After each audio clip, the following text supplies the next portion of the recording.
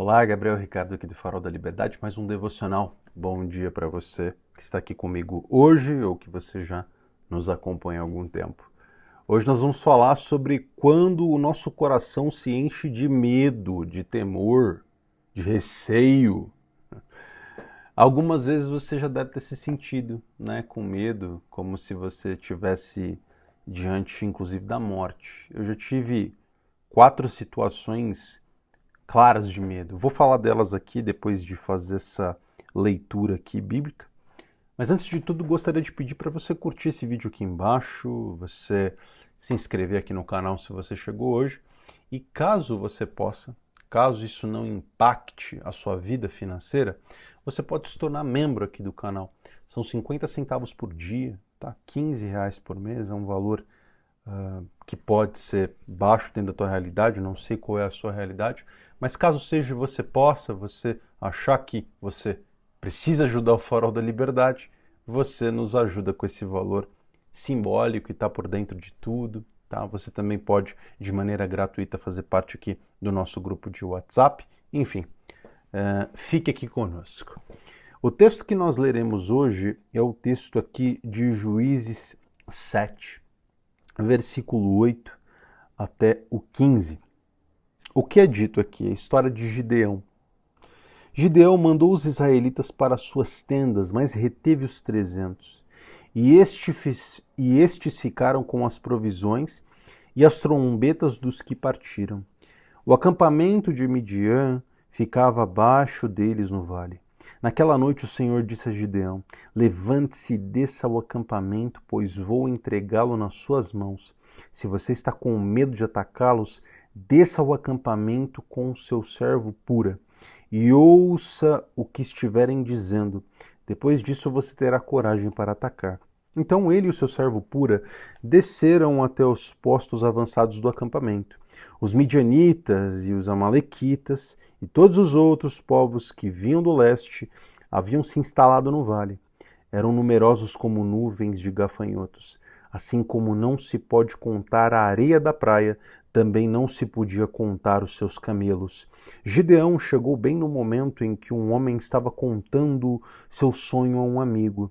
Tive um sonho, dizia ele.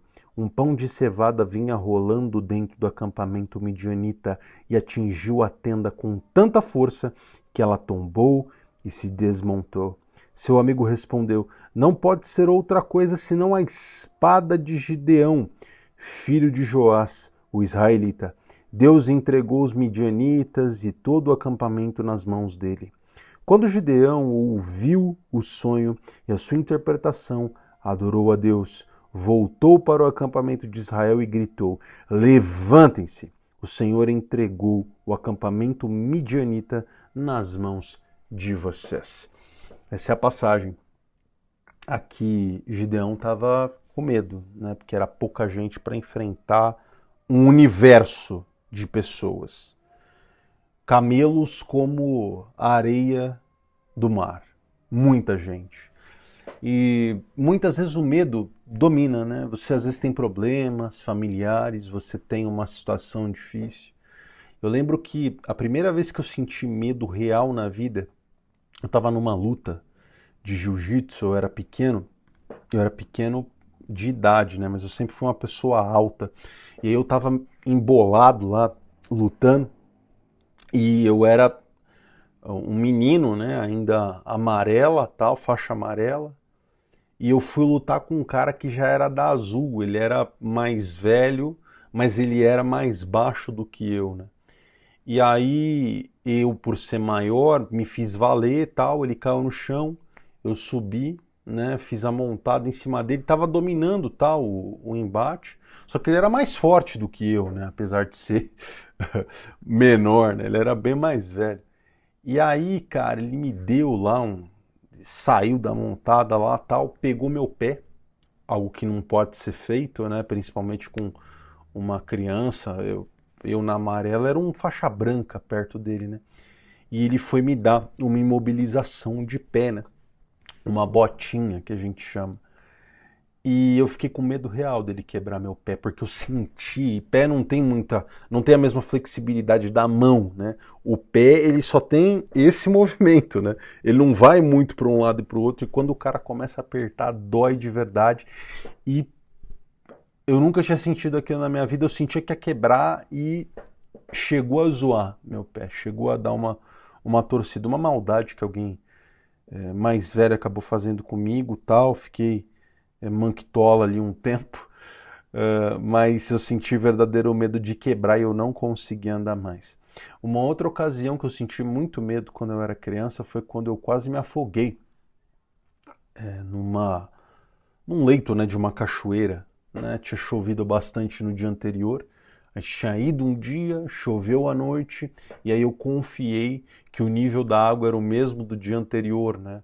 E num dia dava pé e no dia seguinte não deu pé. E aí, fiquei lá e tinha musgo.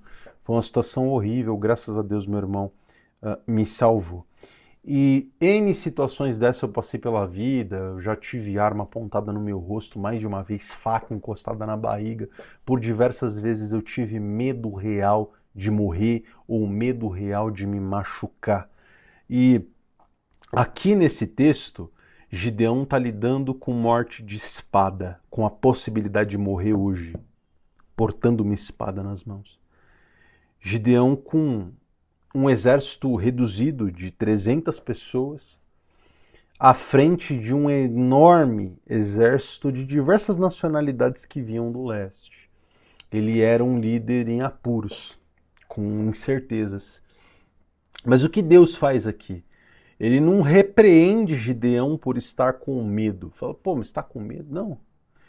Ele o encoraja, né? Se você tem medo de atacá-los, vá até o acampamento deles com um servo seu e ouça o que eles estão dizendo. Depois que você ouvir o que eles estão dizendo, você vai ter coragem suficiente para atacar.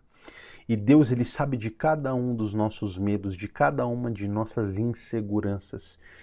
E Deus mesmo oferece os recursos que eu e você precisamos para enfrentar esses medos. Então, pensa, um estudante, alguém novo, alguém jovem que está na frente de uma turma para fazer uma apresentação ou para fazer uma prova. Ele está com ansiedade, está com dificuldade na frente de uma classe inteira, treme e tal, ele acha que ele vai fracassar, mas antes de entrar na sala para fazer a prova, um amigo chega, bate ali no ombro dele. Isso é bom, meu. Isso é inteligente, cara. Vai dar tudo certo. Essa positividade, esse empurrão, contamina e faz a diferença. Deus é nosso amigo, né? Você está ali, pô, para fazer um determinado negócio, você está com medo, com receio, alguma coisa arriscada que você precisa fazer, e aí você tem um incentivo de um colega, um incentivo, uma voz interna que fala contigo, vai dar certo, vai dar bom, vai para cima. Faz, acontece, vai dar tudo certo. E Deus age dessa maneira nas nossas vidas durante muitas vezes. Tantas vezes ele nos demove, né? Ele nos tira a vontade de fazer certas coisas, mas por diversas outras ele nos encoraja, nos dando força, coragem, no momento que você está hesitante, no momento que você está para amarelar. Ele te dá a força necessária, você reúne forças, você tira a coragem de onde não tem e vai para cima, e vence, e faz acontecer. E aqui, nessa história de Gideão, os exemplos são claros, que eu e você podemos ter.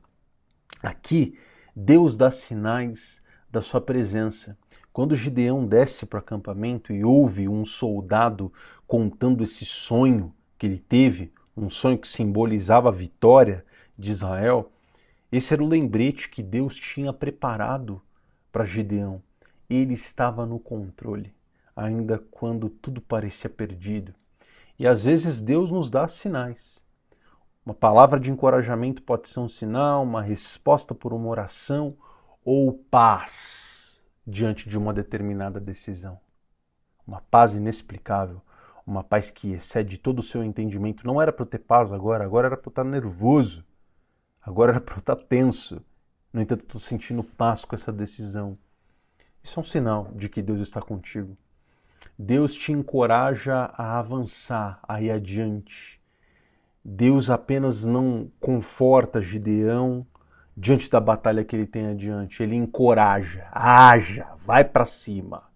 O medo paralisa, mas nós temos tarefas. Nós precisamos fazer determinadas coisas e nós precisamos confiar no Eterno e dar o próximo passo, ainda que você esteja tremendo de medo. Dê o próximo passo. Você tem fé, você precisa acreditar, você precisa fazer acontecer. E aqui, último ponto, Deus mostra que a vitória não depende de mim, não depende de ti. Ele reduz o exército de Gideão para 300 homens para mostrar que essa batalha tinha um propósito, que era mostrar que a vitória de Deus não depende de braço, não depende de superioridade numérica, não depende daquele que vai fazer as espadas, não depende daquele que forja os escudos. Quando nós enfrentamos situações dessa natureza, Deus nos lembra que nós não estamos sozinhos, que nós não podemos hesitar. Então, busque sinais de Deus. Reconheça também seu medo, não vai pagar de corajoso toda vez. Entenda primeiro o sinal do Eterno, não é? Dê esses passos de fé adiante e saiba que o medo é uma reação humana, é natural. Mas ele não é o fim de tudo, ele não tem que te paralisar. Quando nós entregamos os nossos temores, os nossos medos, as nossas inseguranças diante do Eterno, Deus nos dá coragem. Deus nos dá meios, recursos necessários para enfrentar qualquer problema e qualquer situação. Ainda que você esteja hoje paralisado diante do medo, vença. Acredite no nosso Senhor Jesus Cristo, que foi um guerreiro, que viveu no meio de nós, que viveu a sua vida santa para salvar a mim e a ti, e Ele tem propósitos grandes na sua vida. Enfrente o medo com coragem e com o Espírito Santo no seu coração. Em nome de Jesus, viva o dia de hoje diante da face do Pai.